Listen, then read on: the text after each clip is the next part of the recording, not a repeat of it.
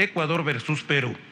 Tenemos la presencia del profesor Gustavo Alfaro, director técnico de la selección ecuatoriana. Pasamos a las preguntas. Profesor, muy buenas noches. Roberto Omar Machado, Más Deportes. ¿Cuál es su evaluación de la línea de 3 con la que inició el partido? ¿Piensa así arrancar con Chile? Profesor, buenas noches, bienvenido. Buenas noches para todos ustedes, buenas noches para Ecuador. La verdad que el funcionamiento de la línea de 3 en parte fue muy bueno, porque lo que nosotros buscábamos, que era la solidez defensiva, el tratar de sostener el cero en nuestro arco, dio sus frutos. Sabíamos que eventualmente podían llegarnos a jugar con un solo delantero, como es el caso de Amarillas, que jugó el partido hoy aquí, y que eventualmente nos iba a sobrar ese hombre atrás como para ser salida.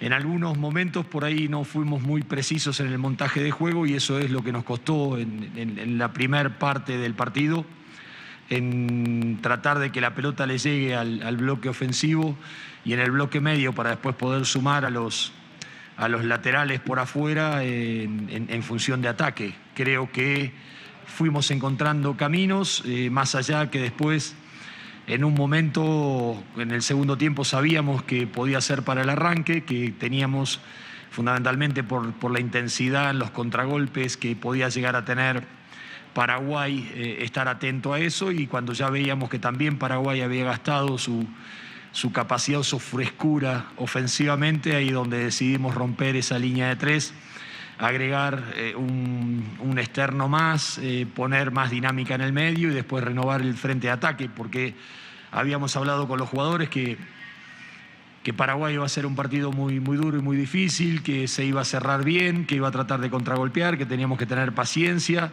constancia y perseverancia para saber que hasta el final del partido lo podíamos ganar, y creo que en definitiva fue lo que terminó pasando. Andrés Morales, de Radio Caravana.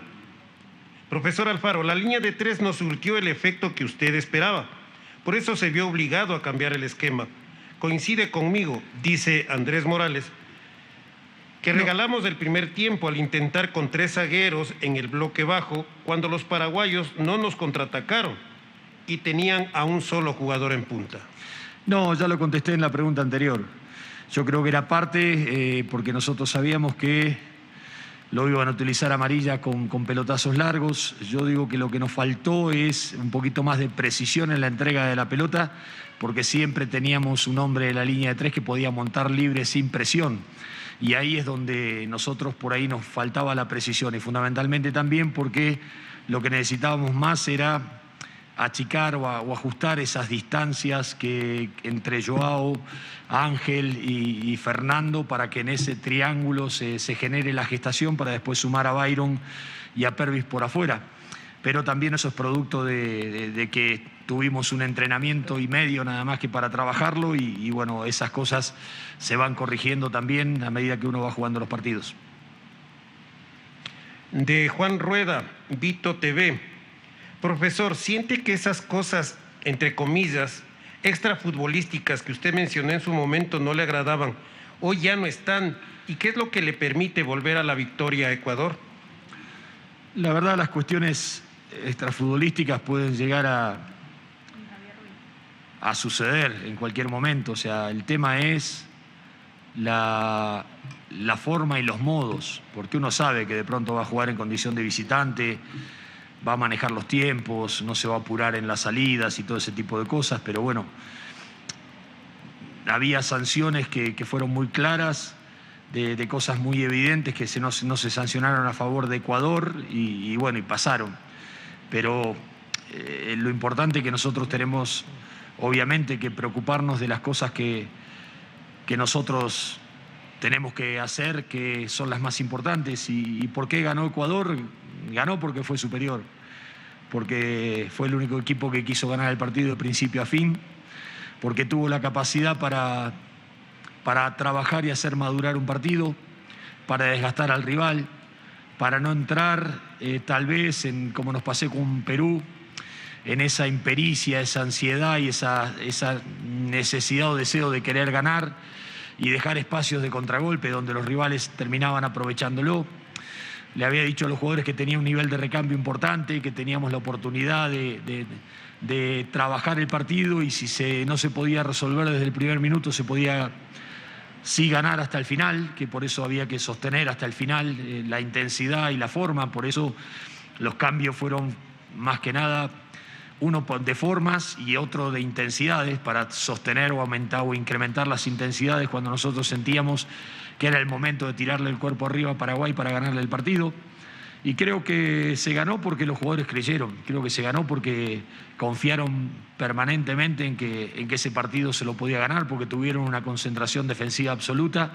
Tal es así que Paraguay creo que no pateó un tiro al arco en toda la tarde.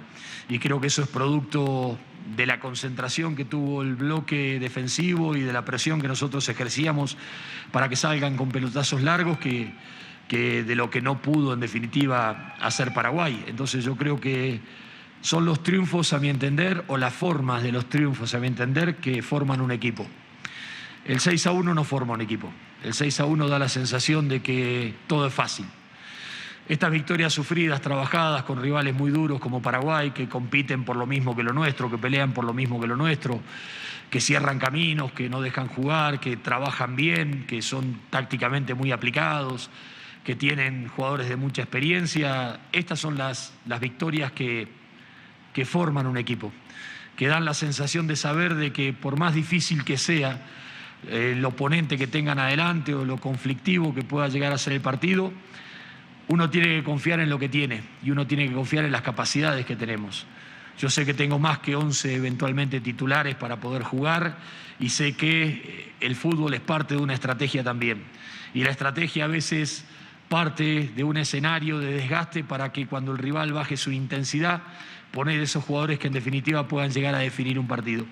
Entonces para mí esta victoria es muy importante porque son las victorias que van forjando y van formando a un plantel, porque es la victoria que hace creer, la victoria que es sacrificada, que se consigue a través de la lucha, que se consigue a través de la constancia, de la aplicación permanente, pero fundamentalmente de la convicción de saber que si uno no baja los brazos a la corta o a la larga, el partido sale para donde tiene que salir. Andrés Muñoz, de Radio Activa. Ecuador vuelve a ganar oficialmente tras casi 10 meses. En ese contexto, ¿cuál es la real valía de este triunfo? Y una segunda consulta, profesor. ¿Por qué Johan Julio no entró en la convocatoria? Porque, a ver, es muy importante lo que acaba de decir recién. O sea, son las victorias que para mí forjan el espíritu de un equipo y la manera de un equipo. Este es un plantel y un equipo que está en formación. Lo decía el otro día en la conferencia de prensa, cuando me cuestionaban algunas cosas también. En 12 meses me tocó jugar 12 partidos. En un equipo, a lo largo de un año, uno juega 50 partidos. O sea que 12 partidos serían la cuarta parte. O sea que un año en selección nacional son 3 meses y medio en un equipo. Y tenemos que pasar por toda esta serie de vivencias porque tenemos un plantel que se va formando, jugadores que van ensamblándose y en definitiva eso es lo que nos va dando este tipo de caminos, las adversidades, los triunfos, los empates, las derrotas, las vivencias, lo que van forjando el espíritu de la selección de lo que uno quiere. Y por eso para mí esta victoria es muy importante porque es un momento clave. Es la 7ª fecha, faltan 2 fechas para terminar lo que es la primera mitad de lo que va a ser eliminatorias.